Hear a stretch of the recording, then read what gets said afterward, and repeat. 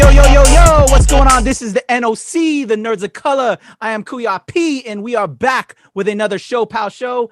As always, back with the amazing Ates, Kataphorric, and Viva Valentina. What's up, ladies? Hello. Hey, Patrick. Hey, how have y'all been? How was y'all's? We're recording this, FYI, everyone that's checking this right after the heels of Thanksgiving. So thankful for my Ates. How was your Thanksgiving, y'all? It was good. It was a pretty chill week. Yeah, I mean, obviously no big gatherings or anything, but, we had a lot of pie, and that's always a good thing. So the straight up virtual Thanksgiving, that's exactly what we did as well. I think I've said, before, I usually have Thanksgiving at my house with about 35 to 45 people, but because we are living in COVID times, that's not a good idea. So we strictly had a huge Zoom virtual Thanksgiving where, we're all going back and forth, and we actually had like some fun games going back and forth. I forgot what the name of the game is, but you could have like the chat open while you have everybody's video and go back and forth, and so it was really fun. It was interesting, but it felt good despite the conditions that we're in right now. So great to see y'all, Ates. So thankful for y'all. So thankful for everyone that has been checking in on with us. I've been getting a lot of communications, especially on Thanksgiving. Hey, man, we love what you're doing. Want to, do all we can for the show. So that's been beautiful. So thank you to everybody that continues to tune in and support us. We really appreciate y'all. And we're going to keep on giving it to you. So without further ado, I'm going to give you a longtime friend. I've known him for a while here in the DC area. He's an actor. He's a producer. He's a host. Let's go ahead and bring him in. Kuya Al Sotto. Al, come on in, bro. Hey, what's up, guys? Happy Thanksgiving. Good, man. How are you? Feeling good. Feeling recovered. I recently had a nasty bug, but I killed the bug. All right. And now I'm negative tested, and I'm healthy and feeling good. Good to hear, man. It was a tough battle. All right. Well, let's just celebrate, man. We rejoice, keep it moving, keep it elevated. And for the uninitiated that don't know about my boy, Al Sotto, I'm going to throw it to the reel right here, and we'll come off with our interview with Mr. Al Sotto. Here we go.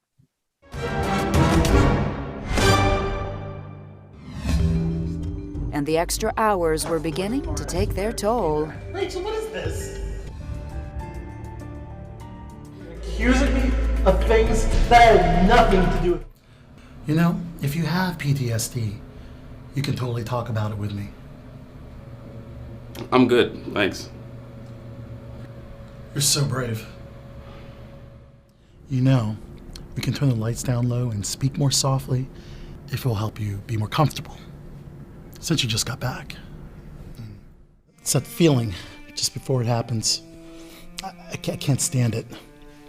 I know they're coming. The lights. And when they start touching me. Last night. God, I can't take this. I can't take this.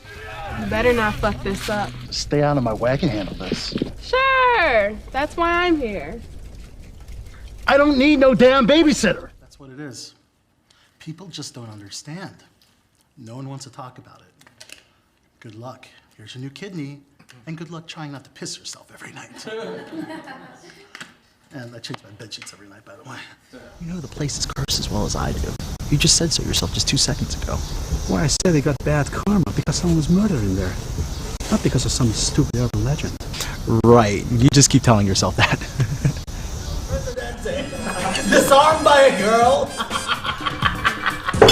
A Vassar girl with a master's in poli-sci, you ape. All right, there you go. That is my boy. That is Al Sotto. Kuya Al.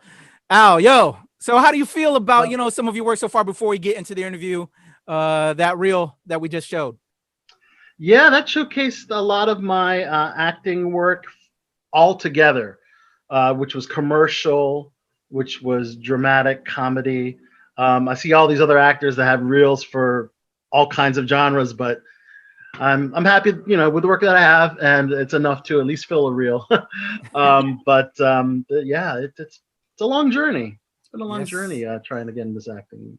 So let's get in, man. Let's dig in. I'm going to throw it to Viva Valentina, who always kicks off our interviews. Go ahead, Tina. Hit him with the first question. So we want to know where you're from and where your parents are from. All right. I am a Baltimore, Maryland born. Born in Philadelphia, Pennsylvania, raised in Baltimore, Maryland. Mom is from Manila, and dad is from a little island called Marinduque. Marinduque is known for its beautiful beaches and just its quaint provincial nature of being a small island. It's absolutely beautiful, and I'm happy to have visited the Philippines. Awesome. So what do you know what led them to come here to the States? And can you tell us a little bit of that story before you were, and how they ended up in Philadelphia and you were born there and then the move to Baltimore? Absolutely. Yeah. So my dad came to the U.S. through the U.S. Navy. Nice. And a lot of Filipinos have had luck getting into the U.S., becoming a citizen by joining the U.S. Navy. And my dad did that. And interestingly enough, my parents met in the U.S. Oh, they're mutual friends. Usually it's the couple that wants to move from the Philippines over to the U.S., but no, they were introduced through mutual friends, and there you go. That's the story of mom and dad. So was he stationed in Philadelphia, and that's how he met your mother? Correct. That's correct. Yeah, he was stationed all over the place. Once he was, no longer overseas. Gotcha. Connecticut, Philadelphia, Fort Meade, Maryland. Okay. And that is why we were living at the time in Philadelphia, and that's why I was born in Philly. However, I was so young when I came to the Maryland area, I consider myself raised in Baltimore. Okay, so you really have no memories of growing up in Philly then? Not really growing up. Yeah, those memories as a young baby, they don't really stick. So okay. So growing up in Fort Meade, Maryland, I'm assuming. So he got stationed at Fort Meade, and you stationed at Fort Meade, and okay. we lived in different areas within Baltimore. Okay. First, initially with my tito and tita. Okay. Getting adjusted in Towson, and then moving to nearby in Parkville, Maryland, near the Hamilton area of Baltimore. Gotcha. And then they moved to Catonsville, Maryland. Catonsville is kind of where I considered my hometown. All right. Yeah. So you moved to Maryland, and so then you said your tito tita. So did they come over from the Philippines when he got stationed in Baltimore, or when you were in Philly, and then y'all just kind of came down? The tito and tita I'm speaking because I have so many titos and titas. The one I'm speaking of specifically had been in the U.S. for a while. Okay. My mom's brother was an accountant, retired now, and my aunt-in-law, tita-in-law, she was a teacher. She taught English, believe it or not. Yeah, yeah. And I remember staying there with my tito and tita until my parents bought their first house in Maryland. So this is, I would assume, then on your mother's side, right? Yes, my mom's brother. Okay. So is that like your pops relatives back in the PI, or did they? So yeah, I have. I actually have an uncle, my dad's brother, in Annapolis, and I have my uncle-in-law and my cousins in also in Annapolis. Sadly, my aunt had passed away due to pancreatic cancer. So I got some relatives in Annapolis on the dad's side. Mom's side, they've been moving around. They're all over the place. Okay. Illinois, California, Michigan, all over the place. Jersey.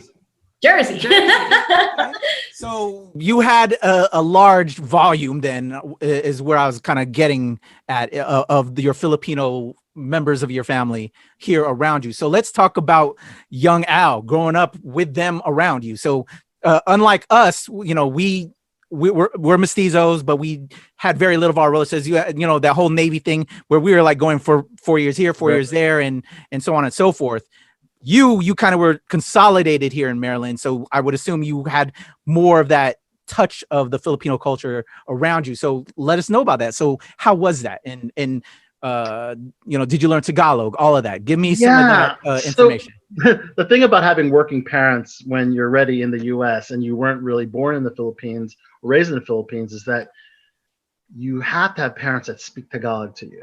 Unfortunately, that was not the case. They did not speak Tagalog with me growing up, although I could understand quite a bit. Mm-hmm. I kind of had to learn some Tagalog phrases on my own,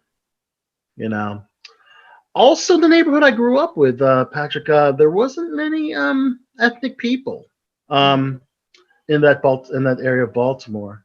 There's a few more when I moved to the Catonsville area, but at the school I went to initially, I was the only Filipino, also the only person that was not black or white. My classmates were a mix of black and white. When I moved to Catonsville, there was a little more flavor. That was around high school age, but that's high school is kind of where I fell in love with the arts, music and theater. Gotcha. Initially at first. So let's going back again to culture. How was it? With them. So they were working. So like you said, they didn't teach you Tagalog because they were working all the time. And right. And I'm assuming because you were living here, English was the predominant language, but it wasn't. But Tagalog wasn't like taught to you by your titos, your titas, and it was not other than your kakain na, like this the phrases that you're yelled at. Yeah, or yelled at, right? Or curse words. Those are the first words you learn. You have "Anako putangin mo, Patrick Michael Strange." So it's like you learn the curse words first. That's right. That's what I learned, and then because I knew when I was in trouble because then they would say your full name, right. and then curse at you, and so it was curse words and everything else. And luckily, my parents were a part of the Filipino association in Maryland called the Katapunan, where they had like social events. They'd have Christmas parties, they'd have Easter parties. They're part of two different organizations. One in Baltimore called Katapunan, and the other one was called the Bayanihan, which was in Annapolis, Anne Arundel County. So you did participate, or your family participated? Yeah, we went to all those events. I was always around other Filipinos then. So I in school, no, but these events allowed me to meet other Filipinos. Yeah. So can you recall some of that, music, like those experiences? I'm sorry. So can you recall some of that and those experiences and just, learning about yourself, because you were raised here in America. Like, did you know you were Filipino? How did you feel for yourself? It was good. It was good. It's great to meet other Filipinos around my age. And make friends. Some of these people I'm still friends with today, as a youth, and still today. But the love of music and singing, that's what really helped me bond, because doing the Christmas carols, Feliz Navidad, and Pasco, and all those other Filipino Christmas songs was always really nice around that time. And I always loved watching the dancing as well, the Filipino dancing, the different traditional dancing was always really nice to see. The line dancing. The line dancing, yeah, that you cannot escape line dancing at any Filipino wedding. That's for sure. That is for sure. Do you think that that background kind of was part of what made you so interested in the arts as you were getting into your high school, college age? Yeah, because around the time I started going to those social events, I'd started doing plays in middle school, and it was kind of associated with watching some of the performances. I don't believe I participated in any of them. As part of the Filipino Association, I've always enjoyed watching them. But I guess that did spark my interest in doing some theater. There's so much. There's so much performance, I feel like, inherent in Filipino culture. There is. There absolutely. I mean, most Filipinos know how to sing. Yeah, we do. Most Filipinos can really kill at karaoke. Oh yeah. Yeah, or just immersed somewhere in the arts. It just seems to be the case. Absolutely. So when you got into more of the arts in high school, was that kind of where you were made your decision that, yeah, this is something I want to do with my life? Yeah, yeah. I remember doing my first musical in high school, Bye Bye Birdie. Classic. Where It can was a we lot of fun. And that involved singing. I was the Maud the bartender. Okay. So I had a nice little showcase, I guess, of a performance with the lead, the leading the play. And my sister was in the play as well, so it was kind of nice to have her in it. As she went to the girls' private school, and I went to the boys' private school, but our theater programs had to link up, because otherwise we would just have a play with all boys, and who wants to see just boys, or just male characters. You do Newsies, but so many times. So. Yeah.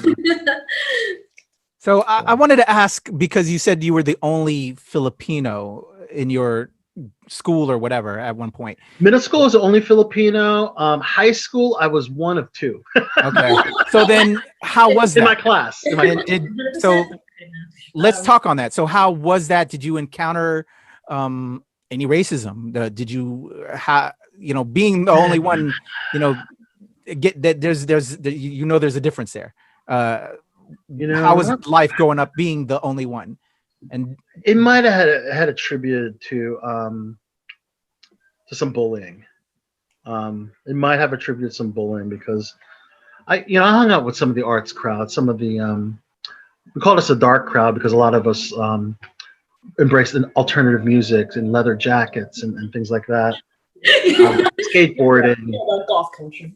So I was kind of with those the misfits. I was kind of hanging out with the misfits, but there were some bullies in that group. I don't know if anything of the bullying was attributed to racism per se, but it might have been behind closed doors. You just never know, So do you think you just kind of mentally blocked it? I'm sorry. Both of you are talking. Sorry about that. Oh yeah. Go ahead, Patrick. I was just going to say, so was acting or just the arts or getting to this other crowd just to mentally block the trauma or to escape that that you were feeling? Yeah. But then you said some of them were bullying you as well within that group. Some actually within the group I had experienced some bullying. Yeah. Might have been, this is going to go into my next stage where I actually take martial arts and decide that I want to start kicking ass. No, but yeah, it's really hard to say, man. There was just a couple of kids that are in my high school, which they think you think they're your friend, and then they bully you or they talk shit about you, and it's just like typical high school drama, man. It's just not fun. But I had many friends that always had my back and always defended me. So I'm grateful to those friends, and I'm still friends with those guys today. I can have to say. So drama is its own drama. Yeah, I mean, I was a theater kid growing up, and I was a theater coach for a little while too. And I could definitely say that in some ways it can be very inclusive, and in some ways it can be very exclusive. Right. Yeah, there's definitely that's pretty accurate, I'd say. Yeah, I definitely feel like there's attitudes within that allow for a lot of judgment within those groups. And unfortunately, I think when you have something like a play or a performance where obviously some people are going to be ranked higher or bigger than others, it just kind of gives people justification to act not well. And it is hard to trace backwards, because you can say, well, it's because you want to think, oh, it's because I'm talented, or, oh, it's because I'm unlucky. This person's like this with everyone. This isn't, and then you don't want to think that it's something that's particular to your race, but when you are a minority, unfortunately, sometimes that is the factor. Yeah, I'll agree with that. Definitely. I would say that's pretty spot on. So but with happier things. So taking all these experiences and you found the arts as an outlet.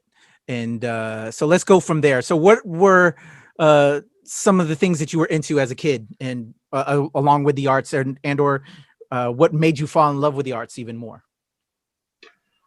Yeah, so I guess after my first, well, actually, technically, my first play was in middle school. It was A Christmas Carol, where as young middle school kids, they didn't have. I was one of 5 Scrooges, so they had a different per act, just so they could put the burden of having the same actor do 5 acts, as a middle school kid. And as a middle school kid, me and some of my close friends, we would make home videos. We would do skits, comedy skits. Oh, that's so cute. I'm gonna say some of it was a little vulgar. No way, middle school boys being vulgar? 7th and 8th grade, it was really vulgar. And honestly, I really think that was it. We called our videos bizarre, and we would just do very vulgar, raunchy type of comedy. This was our thing. Wow, yeah, you went into this. You had a film experience, you had directorial writing experience, and you had live theater experience. You were ready to go. I think so, yeah. So in high school, then the Viva Birdie started that aspect, and then singing guitar, playing guitar. So I picked up acoustic guitar. Eventually got an electric guitar, so I played a little guitar then. And then do we move into college, I guess? Yeah, go for it. College is where I guess I started my love of film. I mean, we did those home videos as kids, but I would actually hold up. Let's go. You know what? Right there. Let's because we forgot the most important thing before we get to college. Yes. The Filipino mama. What are you gonna do? What's gonna be your major and all that?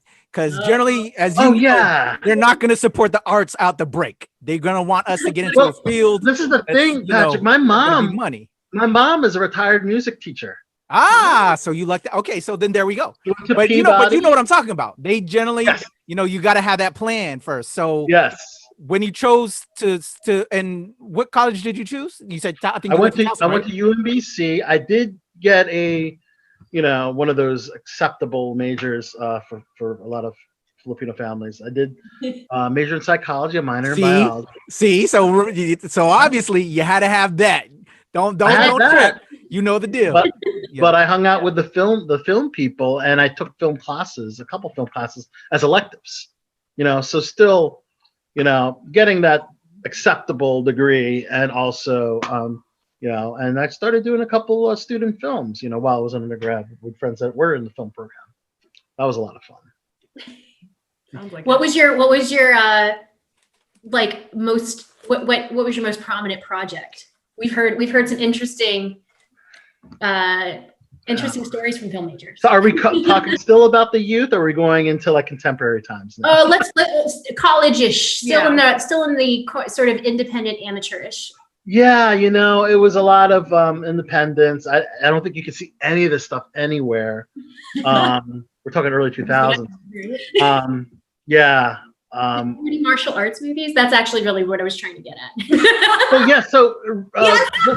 Going back to martial arts really quick, I after a little bit of the bullying in high school, that kind of wanted me to take martial arts. So where I was living, it was close to the Hamilton area of Baltimore, and they had Go's Kung Fu.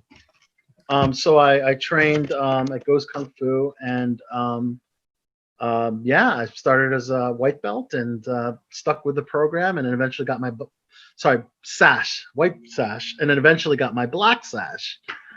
So that was a huge accomplishment. As a kid growing up, I loved having that. So I thought it was helpful to do some fun scenes for the indie movie we did called Decontaminator 26. Was one of them. I did an indie film called Shank. Nice. Kind of like a parody of Shaft. Again, you can't see any of these things. So those are the earlier films I did. Yes, that's awesome. We had a whole discussion about like Filipino independent film and martial arts, and how they're kind of like related, and so I'm glad you're keeping the trend going. Yeah, that kind of helped, because I did do a stunt scene for another earlier independent film I did, which was called Everything's Wonderful. You can see some clips of that on YouTube, but that never got distribution, sadly. We had Ron Jeremy in that Oh, film. wow. Yeah, who is now incarcerated. But he did a cameo role. It wasn't porn. It was a comedy. It was like a party comedy. Yeah. Awesome. So you finished up with your degree? Yeah, finished up with my biology and psychology major, biology minor. I guess I finished. Yep. And so then armed with your backup just in case you go full force in. Yeah, full force in, and then just eventually just being able to network with these people that did a lot of the film and TV in Baltimore. Living in Baltimore at the time, and one of the big projects was The Wire. HBO was The Wire. So that was one of my earlier television projects. There was also the Step Up movie. Step Up movies. We were so excited to see that. I worked on 1 and 2, and it was kind of nice. I actually befriended Brianna Evigan from Step Up 2, and love her. Which was really cool because we hung out at the rap party, and I reached out to her in LA. We hung out in LA. I hear that she's awesome. I love her movies. She kind of went like Scream Queenish later, and I was like, oh, she's so good. She absolutely did. So that was a joy to work on. Definitely one of my favorite projects to work on for sure. Awesome. Yeah. Did you show off any moves? Like, were you a dancer? Yeah. I wasn't one of the featured dancers, choreographed dancers, but I did do a club scene, kind of dancing in the background. I did the house party scene for the first Step Up. Channing Tatum, Jenna Dewan, sweethearts, complete. Just some of the, and that's the movie where they fell in love. Was Step Up, the first Step Up film. So, they got married. Yeah, that's awesome. And sadly, I think they're divorced now. But yes. Yeah, we know. Hollywood marriages are they're measured in dog years or something. Right. That works. So what made you kind of branch out outside of the area? Because as an artist, if you're based in the DMV, you kind of have to branch out to New York, to Philadelphia. Mm-hmm. As far as East Coast, Atlanta, I did Pitch Perfect 3 in Atlanta. Nice. And you have to get out there.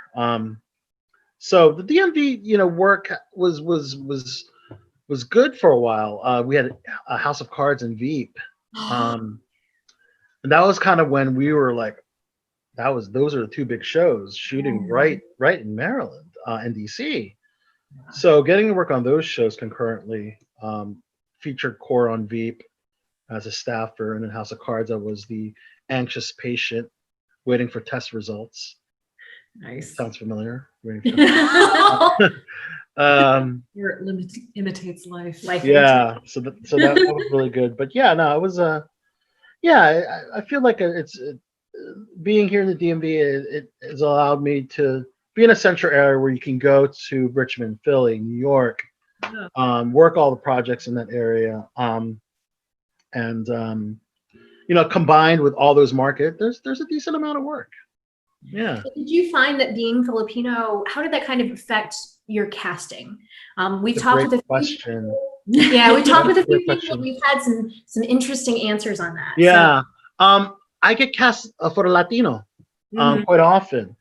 And because it's usually white, black, and the casting notice is white or Caucasian, black, African American, Asian, or Latin or Latinx. And I'll submit for the Asian, but usually I've gotten cast as Latin. More times than one, actually. For an episode of Who the Bleep Did I Marry, I played Sergio Alvarez, who was based on an actual Latino scumbag. Those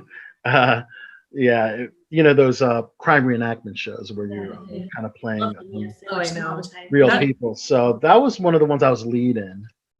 And played a despicable person, but he was Hispanic, you know. And then Juanario Rosas, I actually got to play a Filipino. Oh, hey. I'm glad that that's surprising. I'm glad that I'm like, yay, a Filipino person gets to play. They needed Pacific Islander. It was for My Man on TV One. That was season 2, episode 12.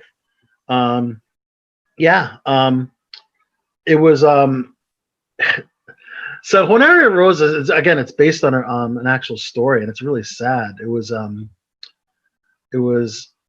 Filipino male nurse who falls in love with a guy. And at first I was asked, are you comfortable? You're not going to have to kiss, but you might have to put your arm around the person. Like, no, whatever, dude, that's fine. As long, kissing or whatever, that's fine. And then he ends up killing me and setting the house on fire. Which is, it's based on a true story. You can look up Juanario Rosas and the article will come out. It's a tragic story. And, we have to reenact that entire story, for that crime reenactment show. Wow, that's wild. Yeah. I like to watch them, but it does seem very heavy. They're very heavy. They are very heavy. Yeah. That was my aspirations, was to be a crime show dramatization actor. Like that's my I know you've done a few yourself, right? Is on an episode of Dangerous Women, I think. And my mom watches the ID Network all the time. So she'll like call for me and be like, Dominique's on TV. And then I have to go over and watch the little segment like every time. So Exactly. Yeah, I've done quite a bit, through America's Most Wanted and all the various Discovery shows. But it always kind of felt weird. I don't know about you, but just some of the typecasting, that we get, I get a lot of the Latin stuff. And then when I had a bald head, I'd get the light-skinned African-American guy. How did that make you feel in different ways? And then just always some of that typecasting. Because for me, I didn't appreciate it. Sometimes you just want the role, but then at the same time, you question a lot yourself. of it was that. But a lot of it was that there weren't many Filipino roles out there, if you think about it. So as an actor, you have to become other characters, in this case, other nationalities. And I was okay with that. I mean, Latino, Hawaiian, Indonesian, these are just some of the few I played. And I'm okay with it. I would love to see more Filipino-specific roles. But the reality is, when you see these casting notes, again, Caucasian, African-American, Latino, Asian. Yeah. So you have to work within the confines of what majority of white, Hollywood or white casting directors are kind of looking for, and make the role your own. So I think that's pretty neat. Fit in one of the boxes. Yeah. But one day, that's what representation matters. Right. And that's why. Absolutely. More Filipino actors. More Filipino actors and more roles. More. So what would you think should be done, and what are you doing to try and create change? I mean, so I do a podcast, Below the Belt Show. Patrick, you're a part of that, where we featured Xavi de Guzman, which I know you guys all know. Excellent job, by the way, with that interview. It was awesome. And I wanted to do my first Filipino panel on my podcast, which I've been doing forever. Entertainment Pop Culture Podcast. I guess that's one way, because I wanted to kind of focus and showcase Filipinos by having a Filipino panel, all Filipino panel, Filipino celebrity guests to focus on. And that's what I did in that case. I'm always talking about Filipino cultures during my podcast. I always talk about I'm happy to see actors, like the actor from American Horror Story, who has a daughter that's on Star Trek. I forgot. Patrick, I know you know their names.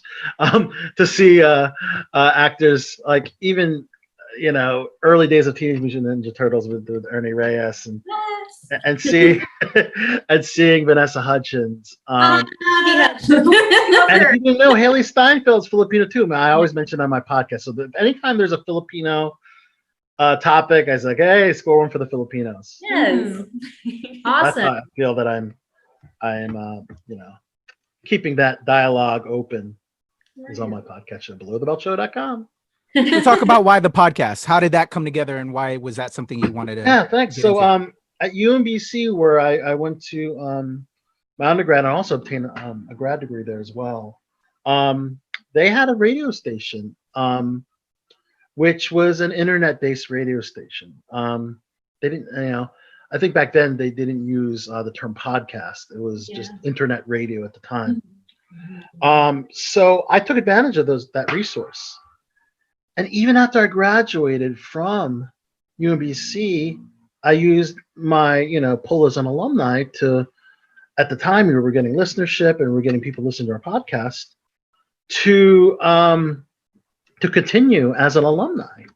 So I would use the radio station, and this literally just ended in March when COVID happened and they had to close down the campus. So that's why we've shifted to this virtual format, similar to you guys, and which has been great in some regards. It's been really great. Yeah. Awesome. So what's one of your favorite projects that you've worked on? Wow. It's hard. It's a great question. Well, there's one, I guess, for the because when you're a lead, it's a different project in itself. Sure. When you're a co-star or background actor or featured, you might think it's awesome, but you're not the focus of the project. For me, it was when I portrayed Sergio Alvarez in Who to Bleep That I Marry as a lead character, being needed on set for 5 days and being, the lead villain, and being focused on for the entire episode. That was probably one of my most memorable. And there's always those fun things that you do, the co-star roles on major TV shows, and that's very rewarding as well. House of Cards Veep, and of course, the co-star role, we actually got upgraded on a show called Full Frontal with Samantha Bee. They filmed They needed, so at the time, Masked Singer was like a big hit. They did something called the Masked Employee, where furloughed employees would sing and dance and have these crazy costumes. And initially cast as background, we got upgraded to day player on that show. So that was kind of nice. That was kind of nice when that happens. My most lucrative would have to be a commercial I did through Central Casting in DC for Prudential Insurance. When you are selected as a principal in a national spot, it is absolutely amazing as far as the money, because of the markets that the commercials played in. And I was very, very lucky and blessed to have been cast in that.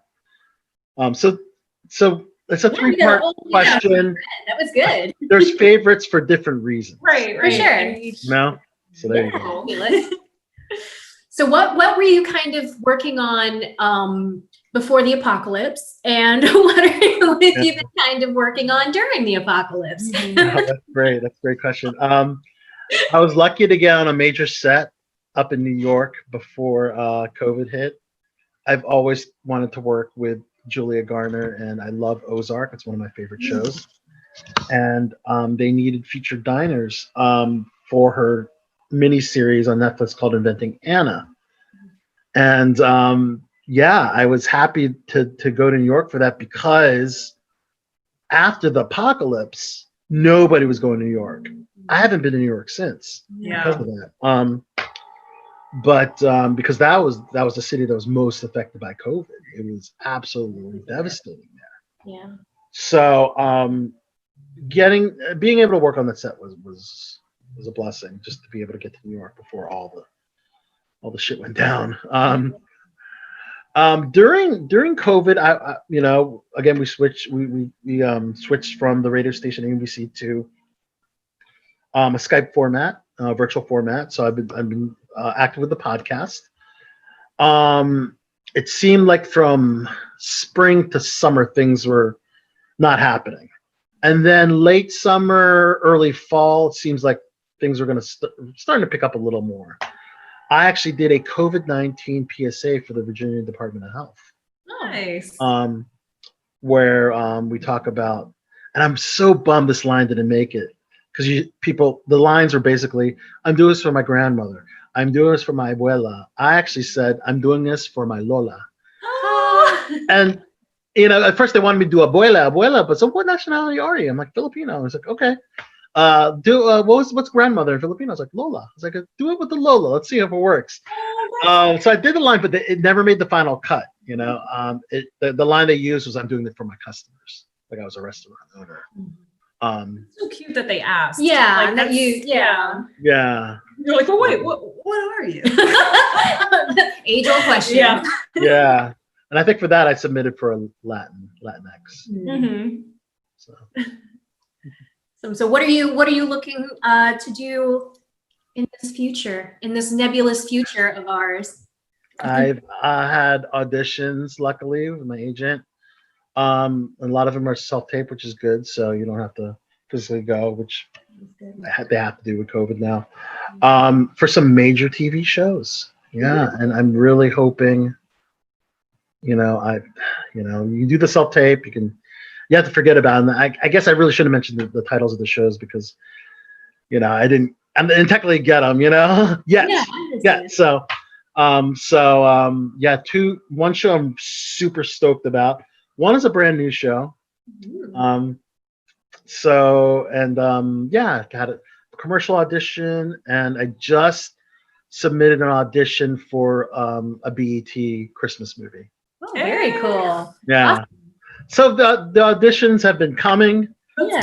Yeah. So, and recently in September, I did background work on HBO's Mayor of Easttown. And then I was just kind of like, at this point, I need to get on set. I miss it so much. Now they're starting to open things up, and they had a background gig. However, what was enticing about it is that they put you up in a hotel because of COVID. They wanted you to isolate. Mm-hmm. So usually for background work, they don't put you up Yeah. in a hotel. You have to be a principal actor in a project. So that was really enticing. I was like, okay, you go take your COVID test the day before. They put you up in a nice hotel, a huge suite. I'm a background actor, and I'm getting this huge suite. And this is a new series with Kate Winslet and the Evan Peters called HBO's Mayor of Easttown. And then the next day you go to set. You test again, and then you go on set. So It's good to hear that they've got a procedure and that they're being safe. absolutely, all union projects have to do that, and I'm glad.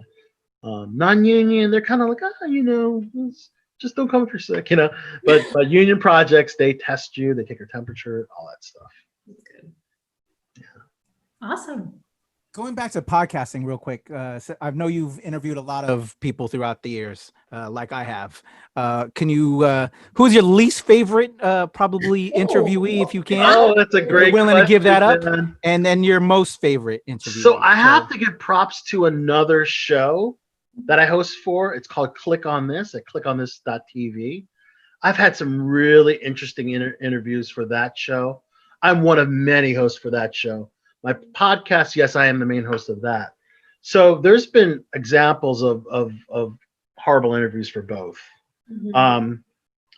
Okay, so I really effed up interviewing an actress from Star Trek, and they were going to do that Picard reboot. So I asked the actress who played the Doctor on a Star Trek, and I said, and I mistakenly said Dr. Jean-Luc Picard, which was not right.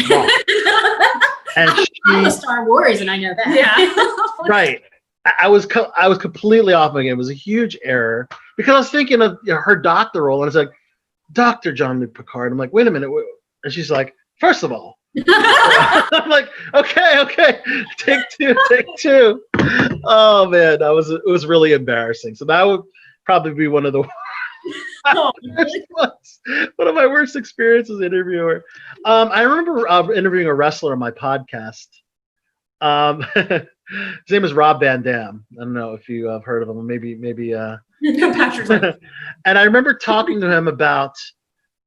So there's two shows on WWE, Raw and SmackDown, two major shows, and they do drafts where you go from one to the other. And I remember asking Rob Van Dam, so did you know about your switch from SmackDown to Raw prior or the night of? And he's like, I could tell you, but this would be a very short interview. And I was like, okay, that's the secrets of our biz. I'm like, okay. So that's another memorable, because you never want to ask the questions that kind of embarrass you. And those are two that have, for sure. I hear you. I had Jamie Kennedy yelled at me on the air of a radio station once. That's like my I mean, he's just a dick, but I was working promotions for, make you feel a little bit better. I was working promotions for a local radio station. And so it was my job just to take pictures and video unobtrusively during whenever we had celebrities on the set. And he was being interviewed, and this dude was like not anywhere near me because they were by the recording equipment. They were going live. I was clearly very far away from him. I could have fallen and I wouldn't have touched him, like nowhere near. And he's mid conversation and he turns and he's just like, get that camera out of my face. How dare you take pictures of me? And the guy, it's okay. And like kind of motioned me because he was my boss, the guy who was interviewing. And I was like, putting my stuff away. And he's like, no, I just can't stand it when these people just come up and do X. And I was in the uniform. And it was live. So like, so uncool. So uncool. Yeah, some of my friends knew I was working there and they were like, yeah, he went off. Who was he yelling at? And I was like, I don't know. The thing, these actors who think they're A, B, C, whatever, should know that your career could be done, you know, years down the road. I mean, a Me Too movement or an inappropriate tweet, you know, could get you in a lot of trouble. So, and being not being friendly to journalists, you know, the people that, you know, try to get the news out there. So just trying to get you exposure, man. Yeah, it's crazy. It's a crazy world. But I think most people that I've ever run into that have been fairly notable. Most people have been awesome, guys. Most people have been awesome. I mean, so who's your favorite? Who's your top favorite interview? You gotta. Who was most fun to interview? How's that? That's a good one, right? All right. There's been really fun ones. A fellow Filipino, Rob Schneider. Half Filipino, so that was kind of cool. We kind of talked about Filipino aspect of that. Just last year at Tribeca, man, I've had some. I interviewed Lily Collins, Zac Efron, Haley Joel Osment, and Angela Sarafian from Westworld on the red carpet of Extremely Wicked, Chuckling, Evil, and Vile. It was the biopic of Ted Bundy. It's a fantastic movie, by the way. Yeah. We also, this is through Click on This. This is through our video hosting show that we do. Shout out to Elena Moscat, the creator and executive producer of the show. That same week, I was on the Yesterday carpet for that great movie where with Lily James and Himesh Patel, you know, interviewing Himesh, you know, and Danny Boyle, the director Danny Boyle. So that was just an awesome opportunity, really. And I know you guys know about Comic-Cons. Just being at Comic-Cons and getting press passes is a blessing to be able to interview the likes of Warwick Davis, you know, from Star Wars, to interview Darth Maul himself, Ray Park, which is awesome, another martial artist, great martial artist. So many great Comic-Con interviews over the years, God. I mean, one of my favorites was Walking Dead's Cooper Andrews, who plays Jerry. Just a lot of fun, really good natured. Press Williams, Black Lightning from CW. That was another great one. So the Comic-Cons have been wonderful. I cannot wait for them to return. I really miss them so much. I feel like the atmosphere at a Comic-Con, even with all the like interviews and panels and stuff, it seems a little bit more laid back than some of the press junkets, which are just so go. So and I got to mention one more big one. Oh yeah. Oh my God, I was on cloud nine for this interview at Sundance Film Festival. I interviewed Tessa Thompson. Oh. Valkyrie herself. And it was absolutely amazing. I know. It was absolutely amazing. It's on clickonthis.tv. Is she just that gorgeous up close? Beyond. No. Beyond, guys. It was amazing. So that was very memorable. A lot of them are quite recent, actually. So that's kind of nice. Fantastic. Well, I hope you get more opportunities to talk to more people. Yes. Well, let's think about the podcast. Podcasts you can still continue in the pandemic. Mm-hmm. It's just the in-person stuff that I'm going to miss for a while. For sure. Yeah. So what is Al Sotto wanting to do in the future, interview-wise, guest-wise, career-wise Goals. as an actor? Oh What are your goals? man, that's amazing. I love it because there's so many like, oh my God, actors, people that you respect in the industry that you want to interview. I would love to interview some of the names I mentioned when I mentioned Filipino actors that have made it, like a Darren Criss, like a Vanessa Hudgens, like the father-daughter from Star Trek and American Horror Story. Please, someone tell me their names. And just recently on The Mandalorian, did we not have a Filipino on there? So I thought that would be great. I mean, gosh, Dwayne "The Rock" Johnson. I mean, who wouldn't want to interview The Rock? As a WWE fan as well, that would just speak volumes. Leonardo DiCaprio. He's been someone that I've looked up to for years. As an actor, and I just respect his craft. So yeah, people like that. I mean, And what do you want to do as an actor besides just, like I said, so who do you want to interview, which you've covered? What do you want to do as an actor? Like what kind of a role are you looking for? My goal, Patrick, is to get that co-star, that big co-star. So I had co-stars before, but there were, one was upgraded. The other two were up. One was upgraded in post, but I've been auditioning for co-stars a lot now. The past couple of years since I, got with the agent. And I need to book that co-star role on a television show. That's I'm happy to audition, but I would love to book one of those major TV shows. The ID shows, investigation discovery shows, they're great, but the major the Netflix shows, the major scripted shows. Gosh, that's my first goal. All right. So what's the dream project then? What is the dream for Al Sotto? What does Al Sotto want to accomplish before he leaves this earth? So after the first co-star would be to work on one of my favorite fandoms, really. Star Wars, The Boys. Yeah. Love that show. Absolutely love that show. Star Wars, Mandalorian. I mean, any of the Disney Plus things, I don't know if you worked on Captain America: Winter Soldier, but just to be on that set, working on that was just as a background actor was just incredible. But to have a principal role on one of my favorite fandoms I would say would be the top. That's awesome, and that's awesome segue into our favorite question, which is what. So we always do a nerd check. What is your most favorite fandom? Which number one? TED Talk about a fandom panel. If you were given a panel at San Diego, just about whatever you pick, what are you talking about? It's so easy. It's Star Wars. It's Star Wars. Sorry, Star Trek fans, because I couldn't even remember the Filipino actors from Star Trek. But yes, Star Wars, number one. Were you ever into like expanded universe stuff before Disney? No, sadly, no. But I love some of the characters. Like I know that they're bringing in Grand Admiral Thrawn. Oh my god, Mandalorian. I love how they brought Rosario Dawson. That was Mandalorian. great. Wasn't that an amazing episode, by the way? Oh my gosh, so good.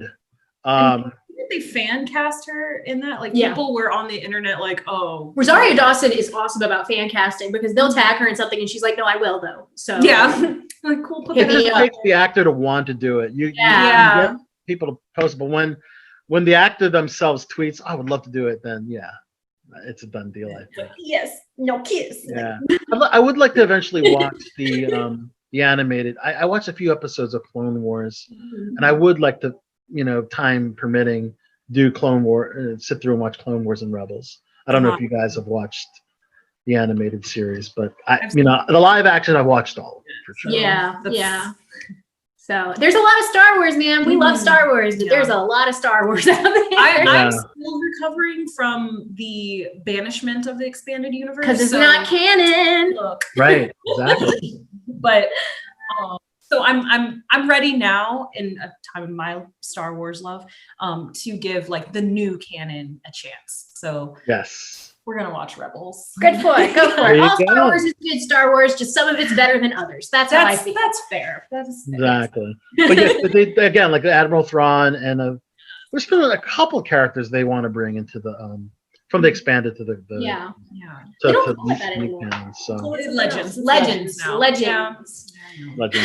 That is like I got Thrawn. They made Thrawn like canon. So Yeah, they did. Legends. As I said that on Mandalorian, I was like, yeah, I was like, oh, what? I appreciate all of the like Easter eggs they're throwing. Oh yeah, they're throwing in so much Star Wars lore. It's beautiful. yeah, it is. It really is. Right there with you with the Star Wars. Awesome. I was Mandalorian for Halloween, so Oh, had a nice. Baby Yoda costume. Just didn't wear the right mask. All right, Al. I actually have a surprise for the ladies. I forgot a new question that I wanted to actually have be an additional, of the last two, the nerd question and this question now. So you're gonna be our first. You're gonna break the seal on this I love it. question. Give it to me. I love it. Why is it blah? Let me get it right. Damn. What does your Filipino heritage mean to you, and why is it so important for you?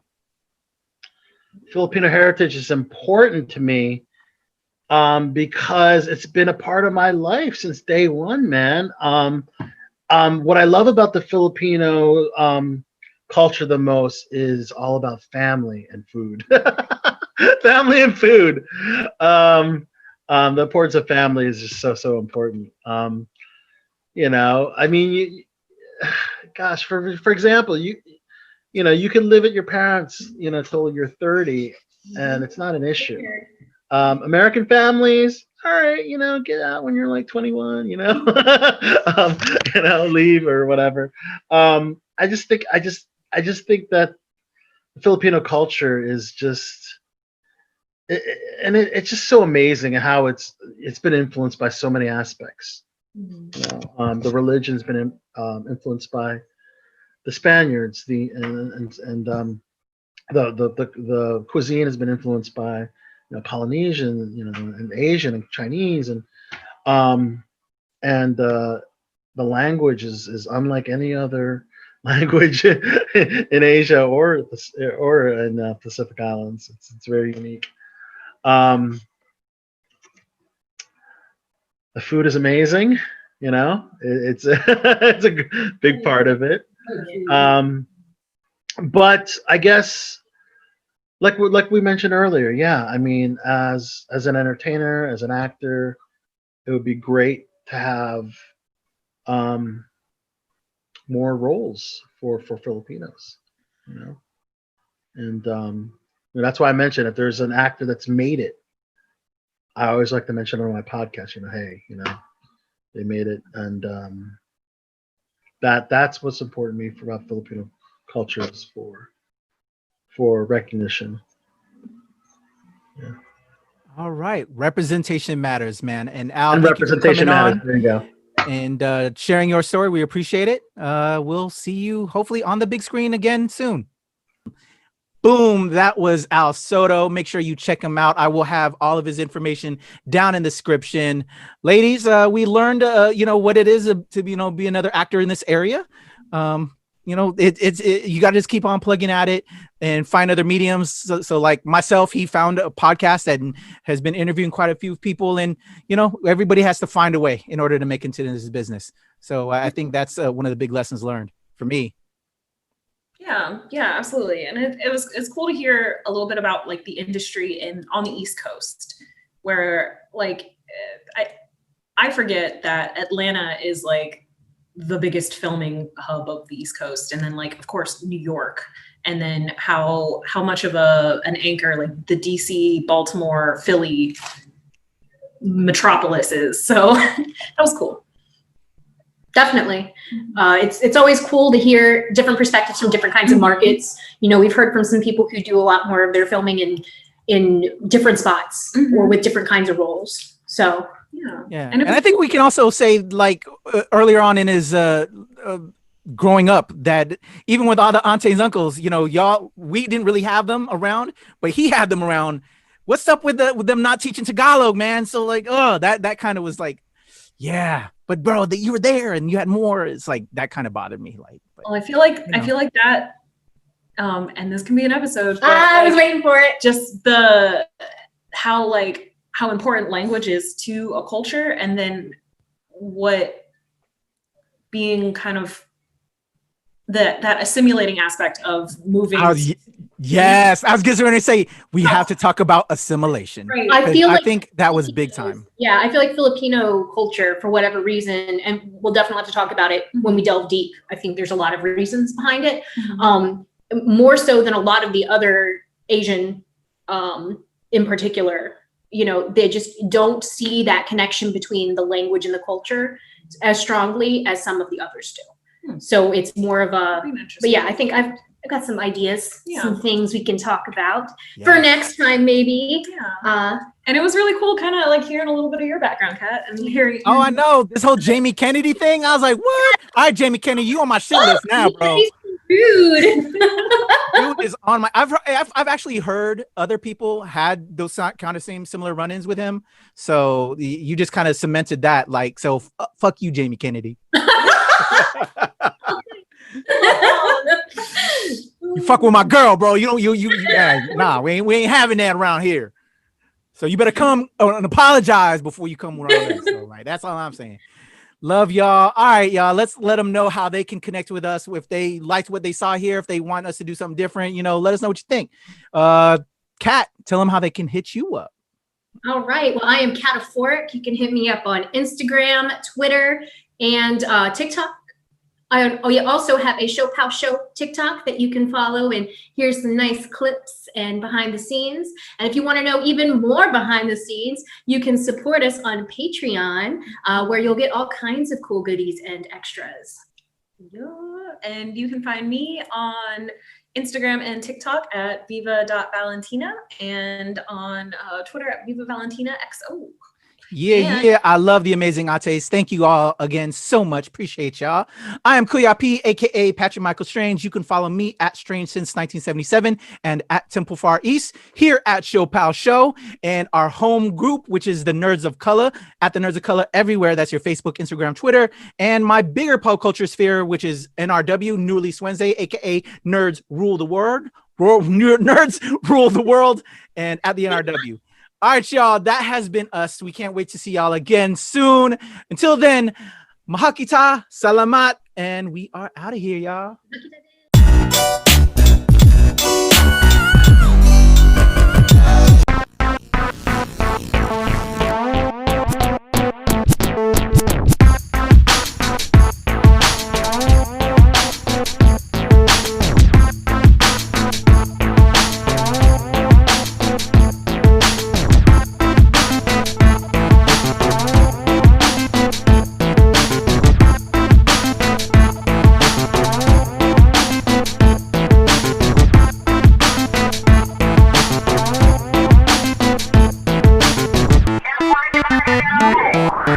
No, we can't.